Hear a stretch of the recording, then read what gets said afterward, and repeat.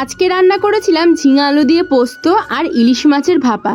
জানো তো আজকে ঘুম থেকে উঠতে অনেকটাই লেট হয়ে গেছে, তো তাড়াহুড়ো করে কি রান্না করব ভাবতে দেখলাম ফ্রিজে ইলিশ মাছ রয়েছে, তাই সেই ইলিশ মাছ দিয়েই ভাপা বানিয়ে ফেললাম। আর ইলিশ মাছের ভাপাটা বানাতে কিন্তু একদমই বেশি সময় লাগে না, খুব কম সময়ের মধ্যেই কিন্তু হয়ে যায়। তো তাড়াতাড়ি করে রান্না বান্না করে ওকে খেতে দিয়ে দিলাম, আর সাথে আমিও নিজের ব্রেকফাস্টটা আজকে বিস্কুট, কলা আর ডিম সেদ্ধ দিয়ে করে নিলাম। বর খাওয়া দাওয়া করে অফিস বেরিয়ে গেল, আর আমিও এদিকে ব্রেকফাস্ট সেরে চলে আসলাম রান্নাঘরটাকে ভালো করে ক্লিন করে নিতে।